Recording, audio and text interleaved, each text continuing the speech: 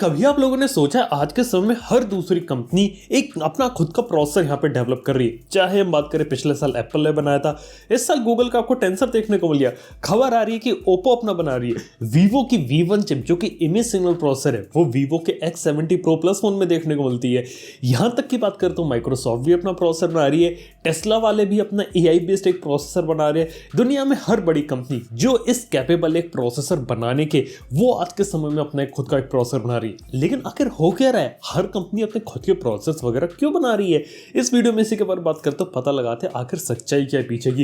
Video पसंद आए तो लाइक कर देना, चैनल को सब्सक्राइब कर देना। ऐसे ही यहाँ पे आपको इन्फॉर्मेटिव कंटेंट होता है ना, यहाँ मिलता रहता है। सबसे पहले यहाँ पे आपको एक बड़ा मिसकंसेप्शन दूर कर देता हूँ, वो ये है कि कंपनियां एग्जैक्टली प्रोसेसर मैन्युफैक्चर या मेक नहीं कर रही है, यहाँ पे एग्जैक्टली उसको सिर्फ डिजाइन कर रही है।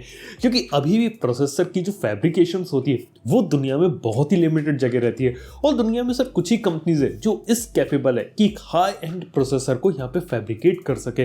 बिल्कुल, इसके अंदर बात करें तो दुनिया की सबसे बड़ी जो कंपनी है वो है TSMC। और प्रोसेसर को फैब्रिकेट करना कोई छोटा मोटा आसान खेल नहीं है।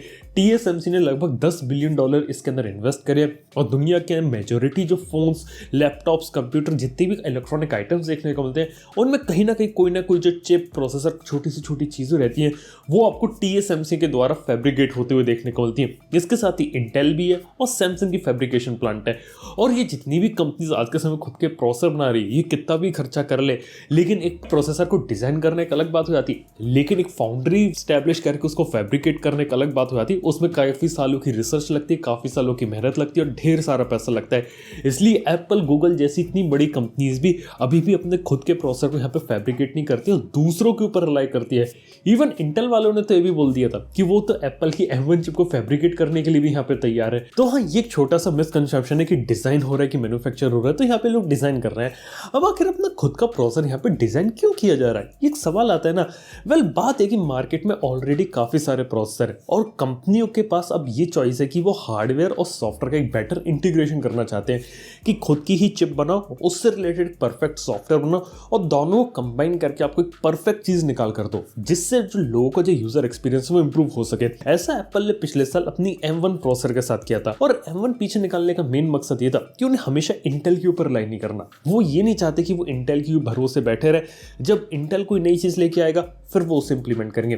वो सारी के सारा जो कंट्रोल है वो अपने हाथ में लेना चाहते हैं और जो एक्सपीरियंस लोगों को देना चाहते हैं वो है। M1 चिप की खास बात ये थी कि वो सबसे पहले तो ARM के डिजाइन के ऊपर बेस्ड था।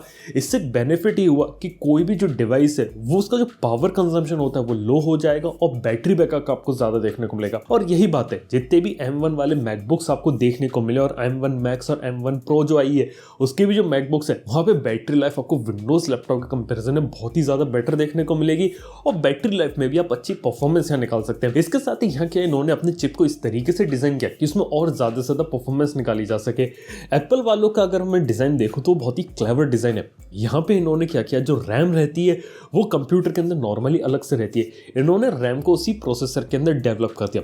फर्स्ट ऑफ ऑल इसे हम प्रोसेसर जो रहता है ना, ये एग्जैक्टली से प्रोसेसर नहीं रहता, ये एक सिस्टम ऑन ए चिप रहती है। एक चिप के अंदर काफी सारे कंपोनेंट्स रहते हैं जैसे ISP, DSP, AI के कोर रहते हैं, इवन CPU भी रहते हैं, GPU भी रहता है। और एप्पल की M1 चिप के अंदर तो आपको रैम भी देखने को मिलती है जिसे यहाँ पे यूनिफाइड मेमोरी कहा जाता है, जिससे रैम को एक्सेस करना एक प्रोसेसर के लिए काफी ज्यादा फास्ट हो गया। इवन GPU भी शेयर्ड मेमोरी को एक्सेस करता है तो बहुत ही ज्यादा तेजी से जो इन्फॉर्मेशन है वो एक्सेस कर सकता है। इसलिए जो डाई होती है, एक ही डाई के अंदर सारी चीजें इंप्लीमेंट करना, ये छोटी सी एफिशिएंसी होगी। और ऐसी बात करें तो कहानी कुछ कुछ यहाँ पे गूगल की भी है। गूगल भी देखा जाए तो उसने टेंसर को क्यों बनाया, क्वालकॉम एक प्रोसेसर बनाएगी फिर उसे वो निकाल लेगी, फिर जब तक वो उनके पास आएगा ऑलरेडी टाइम निकल चुका होगा। ये चीज है जो वो चीज क्रिएट करना चाहते, बनाना चाहते, यूजर्स को देना चाहते, वो सारी चीजें वो खुद ही बना ले और एक ऐसा एक्सपीरियंस दे जो क्वालकॉम के प्रोसेसर के साथ वो नहीं दे पा रहे थे। यहाँ पे सिर्फ रॉ परफॉर्मेंस की बात नहीं, यहाँ पे AI वाले टास्क की बात है या फिर जिस तरीके से इमेज प्रोसेसिंग हैंडल होती है। जैसे गूगल पिक्सल 6 के अंदर आप 4K 60 FPS में जो वीडियो रिकॉर्ड करते हैं उसके अंदर जो इंडिविजुअल फ्रेम रहती है वो यहाँ पे एक एक करके प्रोसेस होके आती है। ऐसी कैपेबिलिटीज अभी भी यहाँ पे क्वालकॉम की चिप के पास नहीं थी, इसलिए आपको क्वालकॉम वाले प्रोसेसर में चीज देखने को नहीं मिलेगी। और एक ही सिर्फ यही बात नहीं है, अगर मैं क्वालकॉम स्नैपड्रैगन के बारे में बात करूं तो उनके ऊपर वो पूरी रिलाई रखते थे कि हर एक फीचर जो आपके फोन में देखने को मिलेगा वो डायरेक्टली डिपेंड करेगा कि एग्जैक्टली उसमें प्रोसेसर कौन सा डल रहा है। अगर वो खुद का चिपसेट बनाएंगे यहाँ पे तो उन्हें किसी के ऊपर रिलाई करने की जरूरत नहीं है। इवन सॉफ्टवेयर अपडेट में भी गूगल भी चाहती थी कि लंबे समय तक सॉफ्टवेयर अपडेट अपडेट दिया जाए, लेकिन Qualcomm स्नैपड्रैगन इतने लंबे समय तक ड्राइवर का सपोर्ट निकालती नहीं है। लेकिन अब जाके लग रहा है जो टेंसर इन्होंने निकाली, यहाँ पे इन्होंने ऑलरेडी प्रॉमिस कर दिया कि 5 साल का सिक्योरिटी पैचेस के अपडेट्स आपको यहाँ देखने को मिलेंगे, और अगर गूगल चाहे तो उसे और लंबा भी एक्सटेंड कर सकते हैं। लेकिन 5 साल एक स्मार्टफोन के लिए काफी ज्यादा टाइम हो जाता है, शायद इसलिए उन्होंने इतना टाइम रखा है यहाँ पे। और ऐसे ही बात करें तो बाकी कंपनीज का भी यही हाल है। जैसे बात करें वीवो की V1 चिप की, V1 चिप क्या करती है कि कोई डेडिकेटेड प्रोसेसर नहीं है, ये सिर्फ इमेज सिग्नल प्रोसेसर है जो कि इमेजेस आपके कैमरा से निकल कर आती है ना, उन्हें यहाँ पे प्रोसेस करता है। और X70 Pro Plus मैंने यहाँ पे चेक किया था, उसके अंदर ये बहुत अच्छे तरीके से काम करता है। लो लाइट के अंदर फोटोग्राफी क्वालिटी काफी बेहतरीन हो जाती है। इवन आप डिस्प्ले के ऊपर भी वैसा ही आउटपुट देख सकते हैं जैसा आप रियल टाइम में फोटोग्राफ लेने वाले हैं, यानी कि लो लाइट मोड में भी डिस्प्ले में आपको काफी सारी चीजें देखने को मिलेंगी। ये कुछ ऐसी चीजें जो उन्होंने यहाँ पे अपने डाली, और इसलिए Vivo X70 Pro Plus का जो कैमरा रहता है बाकी एंड्रॉइड फोन्स के जो कैमराज आते हैं उनसे काफी ज्यादा यहाँ पे बेटर हो गया, क्योंकि आपको ओवरऑल काफी ज्यादा बेटर रिजल्ट्स देखने को मिल रहे थे। तो हाँ, यहाँ पर इस भी चीज थी। और ऐसी बात करें ओप्पो की, तो उसकी पता है पीछे की कहानी क्या है। ओप्पो क्या चाहती है कि अगले साल वो एक ऐसे प्रोसेसर वाला फोन निकाले जिसमें 3nm का चिप हो, लेकिन अगले साल आपको 4nm वाले प्रोसेसर देखने को मिलेंगे। तो ओप्पो इस समय खुद का एक 3nm वाला प्रोसेसर यहाँ पे डेवलप कर रही है, ताकि उसे Qualcomm स्नैपड्रैगन या MediaTek के ऊपर रिलाई ना करना पड़े कि वो 3nm वाला निकाले फिर वो लेके आए।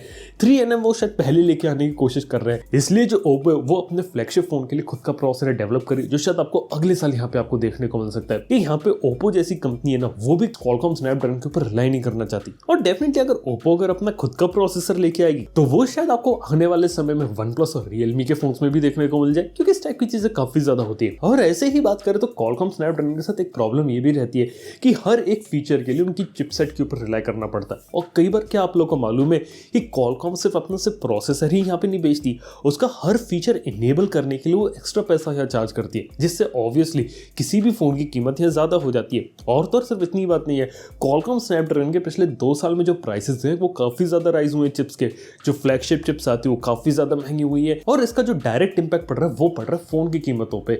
अगर आप ध्यान से देखेंगे तो पिछले कुछ समय में Qualcomm स्नैपड्रैगन वाले जो फोन्स की कीमत है वो काफी ज्यादा इंक्रीज हो गई है, और मेजोरिटी जो 5G फोन्स Qualcomm स्नैपड्रैगन के साथ आ रहे हैं वो सब 20,000 के ऊपर आ रहे हैं। 20,000 के नीचे MediaTek Dimensity ने यहाँ पे अपना बोलबाला रखा हुआ है, क्योंकि उसके प्रोसेसर की कीमत कम रहती, और कंपनी को अगर एक सस्ते में अगर एक अच्छा फोन बनाना है तो वो MediaTek के ऊपर जाना पसंद करते हैं। और ऐसी ही बात की जाए तो अगर ये कंपनी अगर खुद का प्रोसेसर बनाएंगी तो उन्हें अपना जो प्रॉफिट है वो किसी के साथ शेयर भी नहीं करना पड़ेगा। वो फोन की कीमतों को इस तरीके से कंट्रोल कर सकते हैं कि एक वैल्यू फॉर मनी भी रहे और उससे वो अच्छा खासा पैसा बना दे, क्योंकि उन्हें देखा है तो डायरेक्टली Qualcomm या MediaTek के ऊपर रिलाई नहीं करना। इवन सैमसंग देखा तो यही कर रही है। इतने लंबे समय से जो Exynos प्रोसेसर है वो Qualcomm के पीछे हारा था, लेकिन फिर भी सैमसंग वाले Exynos बना रहे थे। यही एक रीजन है कि उन्हें मालूम है कि हो सकता है उनका प्रोसेसर इतना अच्छा नहीं है, लेकिन फिर भी अगर वो अपना खुद का प्रोसेसर फोन के अंदर डाल कर देंगे तो at the end of the day वो यहाँ पे ज्यादा पैसा बनाएंगे, और यहाँ पे उनके लिए ज्यादा प्रॉफिटेबल चीज रहेगी, इसलिए वो Exynos को हमेशा थोड़ी ज्यादा प्रायोरिटी दे रहे हैं। लेकिन ये भी उन्हें पता है अगर Qualcomm को टक्कर नहीं देंगे तो उनके जो प्रोसेसर वाली चीजें उनकी रेपुटेशन होती है वो खराब हुई, और इसलिए देखा तो AMD के साथ पार्टनरशिप करके जो Radeon GPU रहता है वो अब Exynos के अंदर यहाँ पे इंप्लीमेंट होने वाला है। कंपनी सिर्फ हार्डवेयर सॉफ्टवेयर का बेटर इंटीग्रेशन नहीं चाहती, आज के समय में चाहती कि स्पेसिफिक जो टास्क होते हैं जो वो अपने प्रोडक्ट से करवाना चाहते हो वो बेटर हो। जैसे बात करें माइक्रोसॉफ्ट की, वो अपना सिर्फ नया प्रोसेसर इसलिए बना रही है ताकि जो AI बेस्ड टास्क वो परफॉर्म करते हैं अपने सर्वर साइड में उसे यहाँ पे बेटर कर सके। इवन बात की जाए तो ऐसे जो प्रोसेसर होते हैं इसलिए भी डेवलप कर रहे हैं ताकि उनका जो गेमिंग कंसोल आता है Xbox वहां पे उसे इंप्लीमेंट किया जा सके। टेस्ला भी अपना AI वाला प्रोसेसर सिर्फ इसलिए बना रही ताकि जो AI कैपेबिलिटीज होती है जो टेस्ला कार के लिए नेसेसरी है वो सारी की जो प्रोसेसिंग रहती है वो सारी वो अच्छे तरीके से और एफिशिएंट तरीके से कर सके, और उन्हें किसी दूसरे चिप के ऊपर यहाँ पे रिलाई ना करना पड़े। और इवन गूगल जैसी कंपनी को भी बात मालूम थी, इसलिए टेंसर के अंदर स्पेशल AI के कोर्स लगाना चालू करे, तो जो AI वाले जो टास्क होते हैं वो भी यहाँ पे बेटर करना चाहती है। लेकिन मोटा मोटा बात यहाँ पे ये है कि एग्जैक्टली कंपनीज को जो चीज चाहिए थी वो चीज उन्हें वो नहीं मिल रही थी, और इसलिए आज के समय वो खुद के प्रोसेसर बना रहे। और इसके साथ ही दूसरा रीजन ये भी है कि जो कंपनी है वो सारा प्रॉफिट अपने पास रखना चाहती है, वो किसी दूसरी थर्ड पार्टी कंपनी के साथ इसे सिर्फ शेयर नहीं करना चाहती। तो ये एक इंपॉर्टेंट बात है। और इसके साथ फाइनली बात आती है चिप शॉर्टेज की।